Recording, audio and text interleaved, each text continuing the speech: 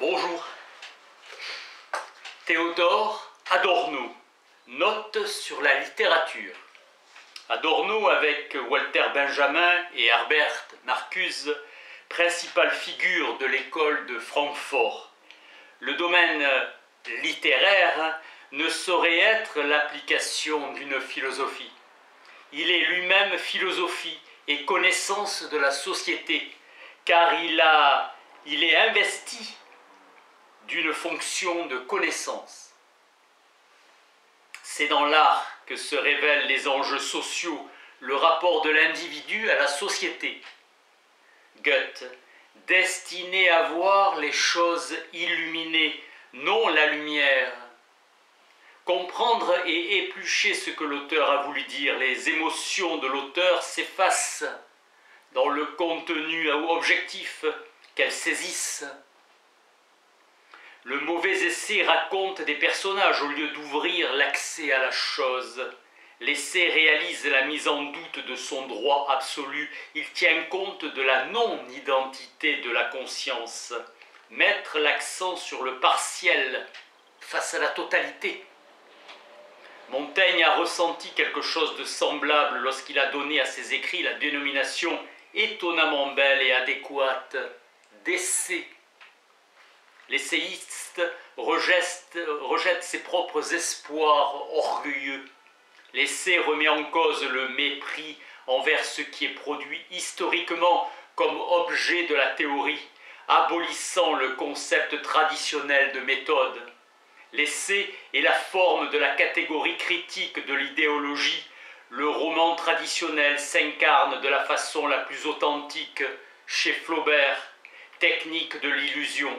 Le narrateur soulève un rideau, le lecteur doit prendre part à l'accomplissement de l'action comme s'il était présent, physiquement. Le moi qui s'exprime dans la poésie lyrique s'oppose au collectif, à l'objectivité. Il y a de tout lyrisme individuel un courant souterrain collectif. Le classicisme allemand a entrepris au nom de l'idée d'humanité d'enlever l'émotion subjective à la contingence.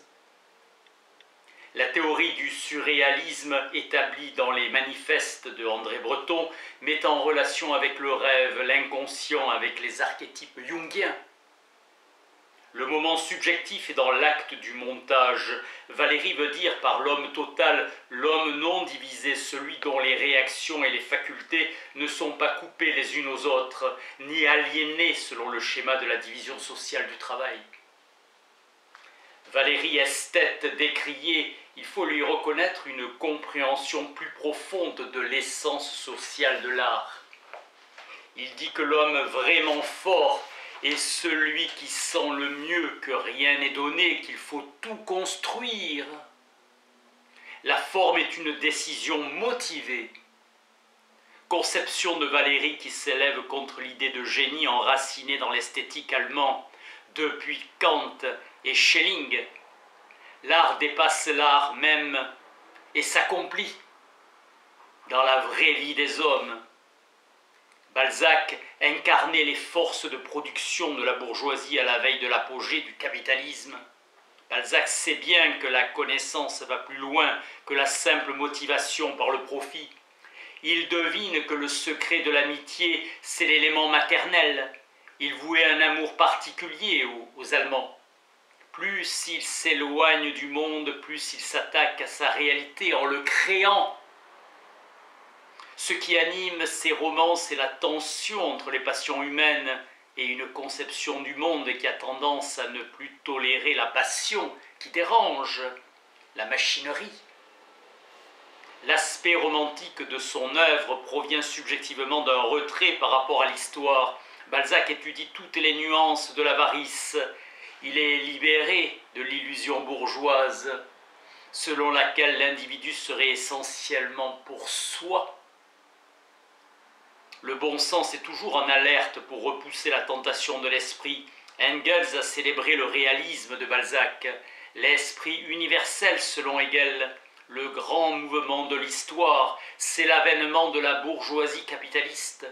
Aversion de Valéry contre le monde organisé. La banalité lui sert de critère du non vrai. Plus l'œuvre se détache radicalement du sujet, plus celui-ci y a agi. L'œuvre dure en tant qu'elle est capable de paraître tout autre que son auteur l'avait faite. Valéry affirme la force non par la proclamation, mais à la manière d'Hegel dans sa séparation d'avec le sujet. Mépris de Valéry pour l'inspiration. L'œuvre n'est pas un cadeau, mais quelque chose d'exigeant qui lui refuse le bonheur et l'oblige à un effort sans fin. L'artiste valérien est un mineur sans lampe, les galeries commandant ses mouvements. La poésie est une survivance à une époque de simplification du langage.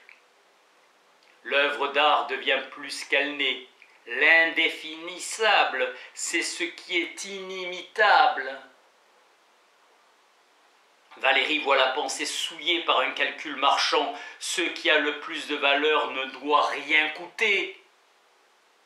L'œuvre de Proust se reflète elle-même comme une galerie des glaces.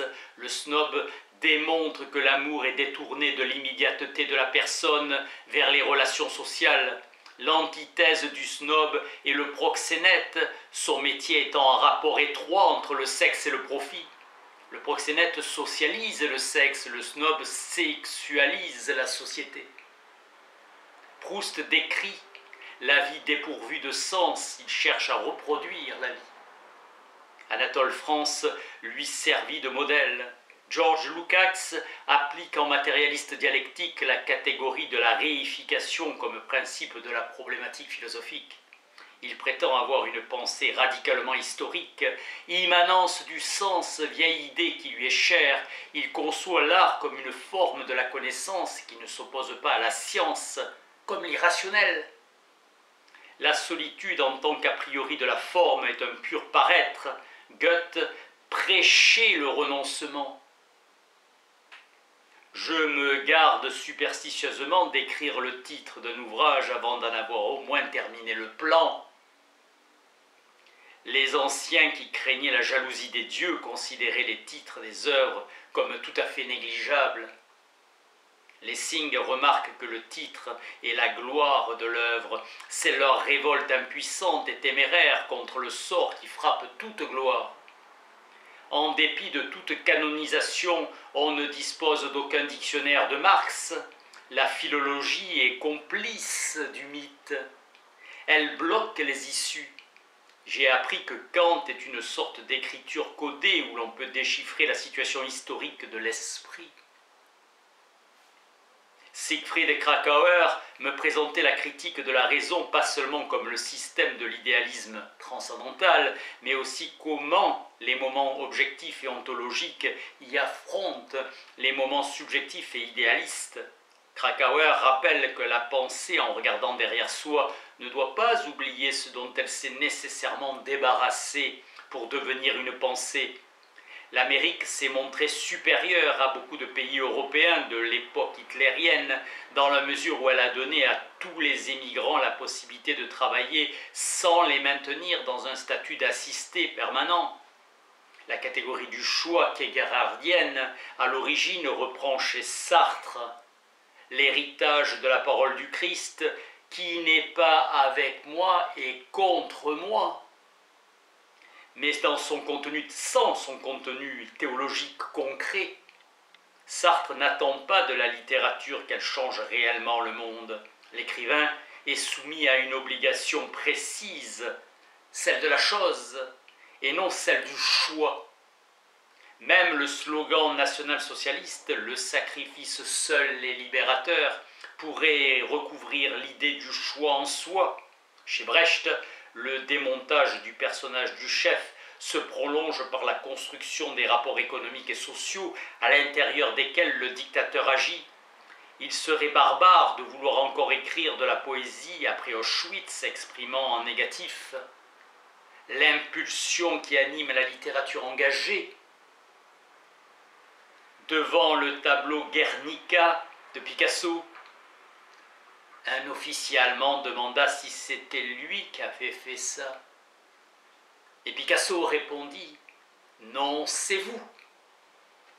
La littérature qui se met au service de l'homme comme la littérature engagée trahit l'homme en trahissant la cause. Maxime d'Heidegger, pour l'amour de ce qui vient en poème, l'éclaircissement doit viser à se rendre lui-même superflu. Avec Hölderlin, le langage s'oppose à l'expression subjective. Le sujet n'existe en tant que tel que par le langage. L'acte de Hölderlin, faire parler le langage lui-même, est romantique. Le génie lui-même est nature.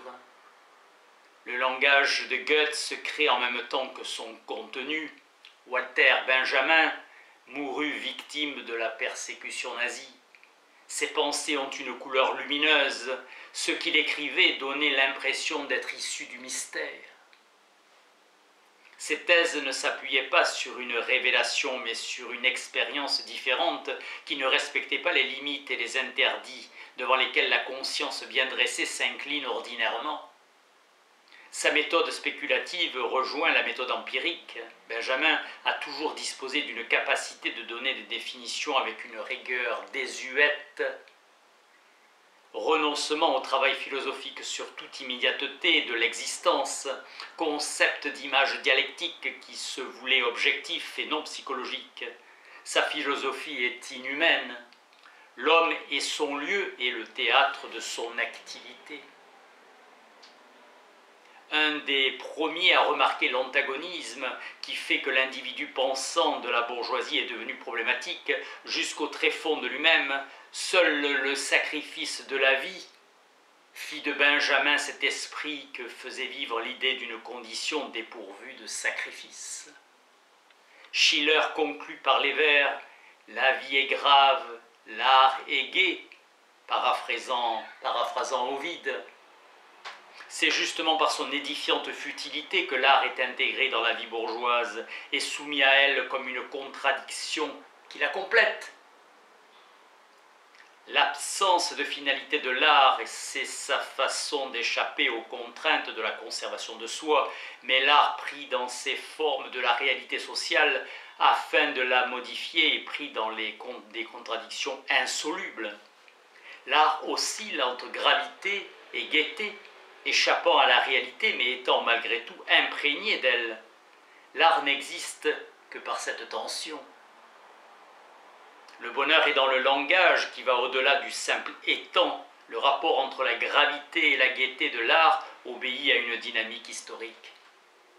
Depuis que l'industrie culturelle a mis la main sur l'art, elle fait partie des biens de consommation et sa gaieté est ensorcelée. Le moment de gaieté consiste en la liberté de l'art par rapport à la simple existence. Dans l'art contemporain, on voit se dessiner la fin de l'alternative entre la gaieté et la gravité, le tragique et le comique, la vie et la mort. L'art renie tout de son passé. L'art renie tout son passé.